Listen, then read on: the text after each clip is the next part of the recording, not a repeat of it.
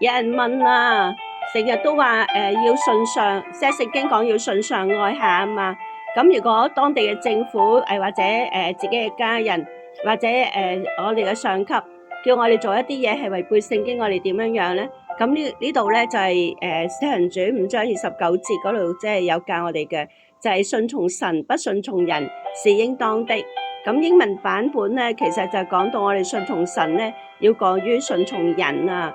咁好啦，咁喺一啲封閉嘅宗教不自由嘅地方去禁止我哋傳福音，咁我哋點咧？咁我當然繼續傳福音啦。好似彼得同埋使徒咧，俾佢哋咁樣喺公會面前咧，仍然繼續去傳福音啊。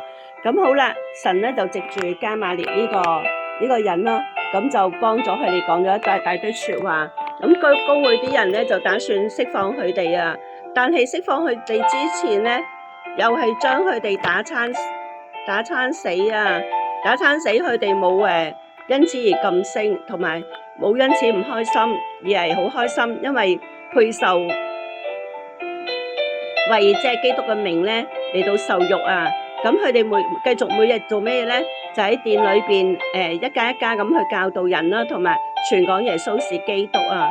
咁呢個膽量同埋呢個口才同埋智慧，都係嚟自即係聖靈俾佢哋加俾佢嘅能力咯。咁今日我哋係點樣樣嘅咧？會唔會噤聲咧？會唔會因為咗主受苦而